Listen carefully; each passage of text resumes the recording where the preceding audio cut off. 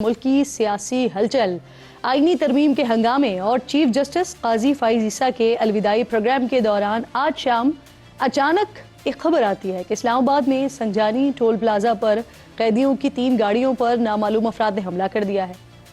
Police जरा इस बारे में बताते हैं कि इन वैन्स में डी चौक एहतजाज के मुल्जिमान को अदालत पेशी के बाद अटक जेल मुंतकिल किया जा रहा था। वाकई में हमलावरों की तरफ से फायरिंग करने और कैदियों की गाड़ियों के शीशे तोड़ने और उसमें सवार कैदियों को फरार करवाने की इत्तलात भी आई, जिनमें पाकिस्तान तहरीके इंसाफ के 3 MPs भी थे।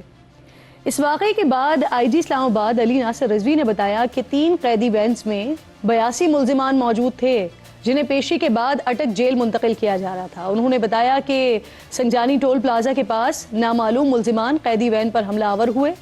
हमले के बाद कुछ कैदी वैन से फरार हो गए। फरार तमाम कैदियों को दोबारा गिरफ्तार कर लिया गया है।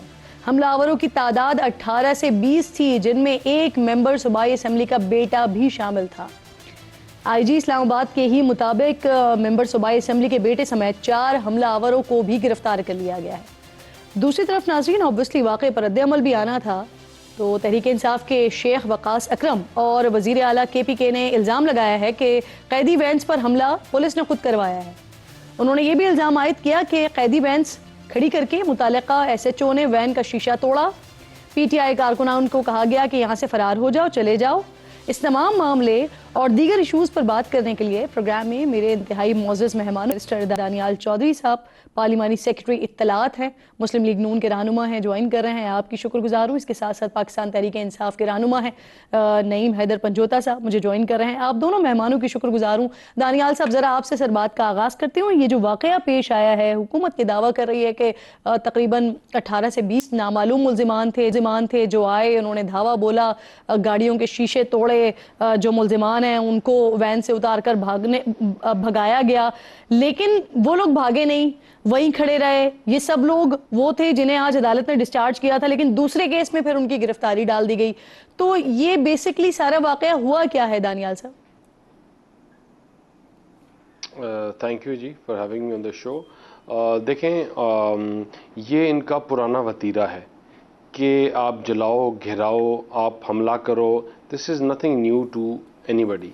ये आप 9 मई से आज तक देख लें तो आपको अगर कंटिन्यूटी और तसलसल नज़र आएगा तो इनके रवैये में नज़र आएगा, वो इनके तरीक़े वारदात में नज़र आएगा और तरीक़े काम करने के तरीके में नज़र आएगा। ये बड़ा अनफॉर्चुनेट है जो इंसिडेंट आज हुआ, जिस तरह इनके लोगों ने गाड़ियों के ऊपर हमला किया, क्योंकि उनको उम्मीद थी कि आज वो छुट के घर आ जाएंगे। तो उन बंदों ने गाड़ियों के ऊपर हमला किया, उन्होंने पुलिस वालों के ऊपर हमला किया। वहाँ जो आपने बातें की, ये तमाम चीज़ें हुई और इसके बावजूद दे वांटेड, आपने कहा कि उन लोगों को छोड़ दिया, उन लोगों को छोड़ा नहीं, वो उनको छुड़वाने की पूरी कोशिश करते रहे और उनका पूरा वो था कि उनको छुड़ा के लेके KP में चले जाएं, जिस तरह ये पहले करते रहे। लेकिन लॉ इन्फोर्सिंग एजेंसीज ने, जिन्होंने अपना बैकअप मंगवा कर शेख वकास अकरम कह रहे हैं सर कि वहाँ पर जो लोग मौजूद थे वो कह रहे थे यहाँ से भाग जाओ, लेकिन जो PTI के लोग थे वो वहीं खड़े रहे, वो गए नहीं वहाँ से। झूठ बोलते हैं ये उनका ये वही लोग हैं जो कभी कहते हैं कि बनी गाला में किसी खातून को फ़नाइल पिलाया गया, कभी कहते हैं इमरान खान के खाने में जहर मिला के पिलाया गया। ये हर चीज़ के ऊपर झूठ बोलते हैं। ये इनका तरीक़ा वारदात है, इनका मोड ऑफ अप्रेंटिस है, इसी तरह ये काम करते हैं और ये झूठ के ऊपर मबनी है बातें। यानी हुकूमत क्लियर है सर, मुझे बताएं इस बारे में। हुकूमत क्लियर है कि ये PTI ने खुद किया है, जो भी आज सारा वाकया हुआ है। PTI का भी मौक़िफ़ लेने की मुझे इजाज़त दीजिएगा। नईम साहब, क्या हुआ सर ये वाकया? आपके सिटिंग गवर्नमेंट। सर मैं आती हूँ दोबारा आपकी तरफ। नईम साहब, क्या हुआ सर ये संजानी के इलाके में? कौन लोग थे जो आपके लोगों को छुड़वाने के लिए आए थे? कुछ पता चल सका है आपको? देखिए, बहुत शुक्रिया किरण, आज आपने मौका दिया। पहली बात यह है कि जितने भी हमारे कारकुनान या उसमें कोई MPA या वजीर, वहाँ पर तमाम लोग जो हैं वो कैद थे, वो सारे के सारे इस वजह से कैद हुए कि आपने पुरअमन एहतजाज क्यों किया है, आपने इन अमेंडमेंट्स के खिलाफ क्यों आप निकले हैं, आप क्यों चाहते हैं कि अदलियत जो है वो आज़ाद रहनी चाहिए, आप क्यों चाहते हैं कि मुल्क के अंदर कानून और आइन की बालादस्ती होनी चाहिए, आप क्यों चाहते हैं कोई हुकूमत कैसे हो सकती है कि वो जजेस का इंतखाब कर सके, चाहे वो सुप्रीम कोर्ट का चीफ जस्टिस हो या कॉन्स्टिट्यूशनल बेंच सुप्रीम कोर्ट में हो या बाकी हाई कोर्ट के अंदर हो। तो इस वजह से इन लोगों को उठाया गया, और जब उठाया गया तो फिर ये होता है कि देखना है कि क्या मुकदमा जनरल बनता है या नहीं बनता। आपने दहशतगर्दी के मुकदमात इस तरह से बना दिए कि ना आपने एमपी को छोड़ा, ना आपने मिनिस्टर को छोड़ा, ना आपने वर्कर को छोड़ा, ना अली अमीन के जो वहां पर पुलिस के एहलकार साथ थे या रेस्क्यू वाले लोग थे उनको छोड़ा। 32 लोग तो थे। अच्छा, मुझे ये बताइए, आप लोग इल्जाम लगा रहे हैं सर कि ये जो भी कुछ वाकया हुआ है ये हुकूमत ने करवाया है, तो सर बेसिक क्वेश्चन ये है कि हुकूमत क्यों अपनी वैन्स पर हमला करवाएगी? सर मैं बताता हूँ जी, जब इनके ऊपर मुकदमात दर्ज किए गए, इनकी तमाम मुकदमात में बेल हो गई, फिर उसके बाद क्या किया गया कि एक नया मुकदमा बनाकर उन्हें पेश किया गया अदालत में। जब अदालत ने देखा कि पहले इनकी बेल हो चुकी है, इसी नौयत के मुकदमात है, तो ये कितनी एक मुज़क्क़फ़ेज़ बात है। इस बुनियाद पर अदालत ने तमाम लोगों को डिस्चार्ज कर दिया। अब इनका बनता ये था कि इन तमाम लोगों को वहीं से डिस्चार्ज कर दें। अदालत का फैसला है ना। आप जो रिट लगाए फिरते हैं कि हम चाहते हैं कि मुल्क के अंदर जो है वो निज़ाम इंसाफ जो है वो ठीक हो और लोगों को इंसाफ मिले, क्या ये इंसाफ मिल रहा है कि अदालत छोड़ती है? फिर आप एक सेक्रेटेरिएट के मुकदमे में आप उनको अरेस्ट करके और फिर आप इस्लामाबाद मोटरवे के रास्ते की जगह पर आप टाउन से जान। सर ये बताइए ना कि एमपीए के जो बेटे हैं वो वहाँ क्या कर रहे थे? सर मैं वही गुजारिश कर रहा हूँ, इन लोगों को अटक जेल से डिस्ट्रिक्ट कोर्ट में लाया गया। डिस्ट्रिक्ट कोर्ट से आपने उसी रास्ते से वापस लेकर जाना था, यानी बरास्ता मोटरवे और बुरहान इंटरचेंज उतरकर आपने फैसल टाउन से गाड़ी यू टर्न लेकर आपने जो संगजानी वाला रास्ता है, जो जीटी रोड है, वहां पर आप क्यों लेकर गए? ये वहां का जो करनौल का एसएचओ है, प्री प्लान, क्योंकि आपको पता है ना हुकूमती सारे। चलिए सर, ये रोड प्लान मैं उनसे पूछ लेती हूँ कि आपने यू टर्न क्यों लिया, लेकिन मेरे सवाल का जवाब तो दे दें कि वहां पर ये सूबाई एमपीए जो हैं उनके बेटे वहां क्या कर रहे थे? मेरी गुजारिश, जिन्हें हमलावरों में शामिल किया जा रहा है, जो कह रहे हैं कि वहां पे 18-20 जो लोग मौजूद थे उनमें वो एमपीए के बेटे भी मौजूद थे, तो वो क्या कर रहे थे वहां पर? मैं गुजारिश करता हूँ, पहली बात यह है जब हमला किया गया, हमला करके ये जो प्री प्लान सारा बनाया गया प्रोग्राम, शीशे तोड़े गए, सारा इन्होंने खुद किया। उसके बाद उन्हें कहा गया कि भाग जाएं। अगर हमने किया होता, हमारे वहां पर एमपी के बेटे ने किया होता या वर्कर्स ने भागना होता तो वो भाग जाते ना। वो फिर क्यों पुलिस की हिरासत में? नहीं साहब, इंतहाई सादा सा सवाल मैं पूछ रही हूँ सर। ये आपने ये मैंने भी बताया और ये आपने भी बताया कि वहां पर जो लोग मौजूद थे उनको कहा गया कि भागें, लेकिन वो नहीं भागे। ये आपकी तरफ से ये दावा किया जा रहा है, लेकिन मैं ये पूछ रही हूँ कि आपने कहा यू टर्न लेके गाड़ी वापस आ गए, संजानी रोड पर क्यों आ गए? मैं सिर्फ ये पूछ रही हूँ कि वहां पर एमपीए के साहबजादे कर क्या रहे थे सर? क्या उनके इल्म में था ये हमला होने वाला है? मैं इस सवाल का एग्जैक्ट जवाब देता हूँ। वो कर ये रहे थे कि एक दिन पहले जब बेल्स उनकी हो गई, उसके बाद उन्होंने रोक कार ली, रोक कार लेकर वो अटक जेल में गए, उनको वहां से रिलीज नहीं किया गया, नए मुकदमे में दर्ज करके यहाँ पर लेकर आए। यहाँ से वो साथ साथ थे कि उनके ऊपर तो मुकदमे, वेरी बात है, फैमिली लेने के लिए तो आती है ना, उन्होंने परसू तो करना है। तो उनके बेटे साथ इसलिए मौजूद थे, उन्हें कहा गया कि आप अटक जेल आ जाइए, वहां आप रोक कार लेकर आइए, वहां तो सारा प्रोसेस वहां पर हमने लीगल करना है और अटक जेल से हम छोड़ेंगे, क्योंकि पिछले मुकदमे में रोजगार आपने अटक जेल के अंदर आकर रिसीव करानी है। इसलिए तो उनको अटक जेल में होना चाहिए था ना, वो वहां पर संजानी पुल पर मौजूद थे।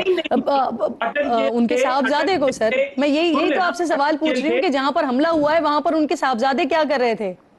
मैं वही गुजारिश कर रहा हूं। आपने सारी बात बता दी मुझे, लेकिन आपने इस बात का जवाब नहीं दिया। आपने कहा रोक कार लेकर वहां पर खड़े हुए थे। मैं दे रहा हूं जी, मैं किरण मैं ये कह रहा हूं कि अटक जेल वो रोक कार लेकर गए, जब उन्हें छोड़ा नहीं गया, एक नए मुकदमे में डालकर डिस्ट्रिक्ट कोर्ट में लेकर आए, इधर भी वो साथ थे, डिस्चार्ज होने के बावजूद नहीं छोड़ा गया और वो साथ थे। उन्हें कहा गया कि यानी आप कह रहे हैं कि गाड़ी उनके साथ साथ जा रही थी, इस वजह से वो साथ साथ थे। ठीक, सही। दानियाल साहब, ये जो एक तो अदालत से रिहाई के बाद कैदियों को दोबारा जेल क्यों लेकर जाया जा रहा था, एक ये अहम सवाल। दूसरा ये कि अब इन्हीं हमलावरों में से 4 गिरफ्तार हो गए हैं, तो उनके खिलाफ क्या कार्रवाई होगी सर? देखें जी, इनको लेके इसलिए लिया जा रहा था कि और पेंडिंग केसेस थे, लेकिन साथ जा रहे थे या नहीं जा रहे थे या क्यों लेके जाया जा रहा था, इसका ये मतलब तो नहीं है कि आप हमला कर दो। इसका ये मतलब तो नहीं है कि आप उन गाड़ियों के पत्थर मारने शुरू कर दो, वहाँ फायरिंग करो।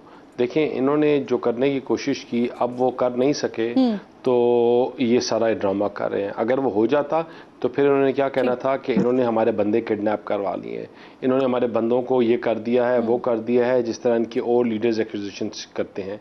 ये चाहते ये थे कि बंदे अपने वहाँ से उठाएं, ले जाएं, वहाँ से केपी के 20 मिनट दूर है, वहाँ से मोटरवे से चढ़ के केपी के लेके अपने बंदे जाएं और फिर ये कहें कि हमारे बंदे अगवा हो गए हैं, हमारे पास नहीं है, हुकूमत जवाब दे, और एक नया काम इन्होंने शुरू करना था। ये इसी तरह पाकिस्तान की स्टेबिलिटी को, मुल्क को सबोटाज करते हैं। मैं बार बार एक बात करता हूँ कि ये जो है तो आपके पास पहले से प्लान था क्या? ये आपके इल्म में था क्या? सन एंड लॉ, पीटीआई क्या करने जा रही है? इनके पास जो हरबे हैं, जो तरीके हैं, वो दुनिया में किसी के पास नहीं है। ये उनके हाथों बड़े हुए हैं, इस तरीके का आपको इल्म था क्या? इनका सारा खानदान उधर है। तो ये हमें तो किसी, देखें, एक आप प्रिकॉशनरी मेजर लेते हैं, वो प्रिकॉशनरी मेजर लेके साथ आपकी इन्फोर्समेंट चलती हैं, उसके अलावा तो ना कुछ था ना है। लेकिन ये करना ये चाहते थे कि उनको लेके पूरा ड्रामा बनाने के लिए, और वो अल्लाह का शुक्र नाकाम हुए हैं और फिर ये दोबारा एक्सपोज हुए हैं। और इंशाल्लाह जब ये इस तरह की हरकतें करेंगे, एक्सपोज होंगे बैडली। ठीक सर, आगे बढ़ते हैं अगले सेगमेंट की जानिब, आप दोनों को लेकर चलूंगी। ये मुझे बताइए नईम साहब, आपसे जरा आगाज करते हैं इस बात का। कल आया Afridi chief justice of Pakistan के ओहदे का हलफ उठाने जा रहे हैं, तो बतौर जमात सर मुबारकबाद देंगे उनको, क्योंकि तरमीम की मुखालिफत आप लोगों की तरफ से ही मुसलसल आ रही है, वोटिंग का हिस्सा भी आप लोग नहीं बने, तो क्या करेंगे अब? देखिए, हमारा मौक़िफ़ तहरीक इंसाफ का बड़ा क्लियर है। हम किसी शख्स के ऊपर कभी भी एतराज़ नहीं रखते, मुनीब हों या याहिया हों, बल्कि हमारा एतराज़ इस बात के ऊपर है कि जो अमल सारा किया गया ये गलत है।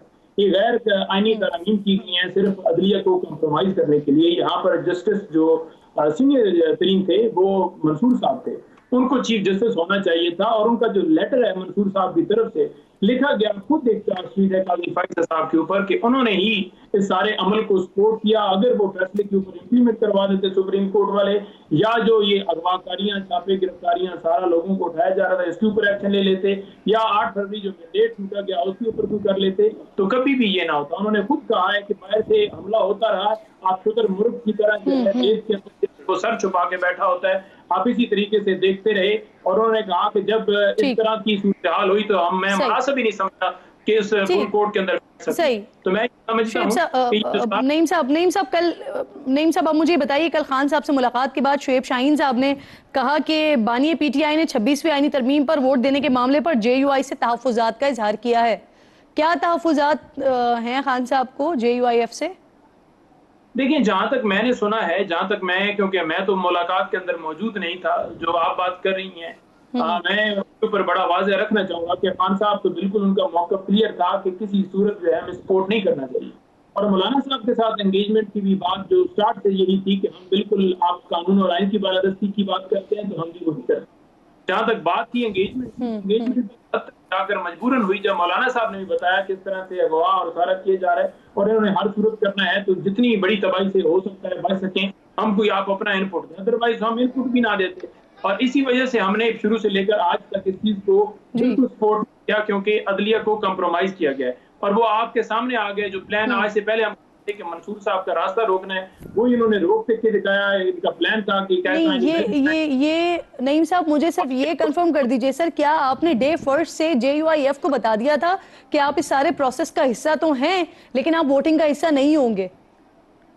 देखिए, जेयूआई को हमने पहले दिन से कहा था कि हमें सपोर्ट नहीं करना चाहिए, लेकिन जो हालात आते गए, बीएनपी के लोग उठाए गए, उनके लोग उठाए जाते। वोटिंग का बताएं सर, स्पेसिफिकली वोटिंग का बताएं।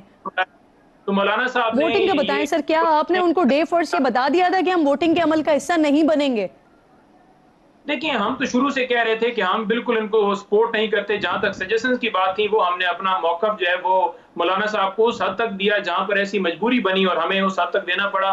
मिलिट्री ट्रायल वाला जो मामला है वो भी तलाट के अंदर भी हमने उसको भी रिवर्स करवाया। इसके अलावा जो 199 के तहत वो सारे इख्तियारात वो सारे कर रहे थे, उसको भी हमने वापस कराया। हमारी और भी कोशिश थी कि ये जो सारा किया गया ये भी खत्म हो, क्योंकि इन्होंने जबरन उठा के सारा करना ही करना है, तो लिहाजा जितना मुल्क को बचाया जा सके, तो लिहाजा हमने पूरी कोशिश की। हमारी अब भी कोशिश यही है कि आईनी तरमीम जो की गई हैं ये बिल्कुल ठीक नहीं है, और जिस तरीके से की गई हैं हम उसको वापसी के लिए अपनी पूरी कोशिश करेंगे।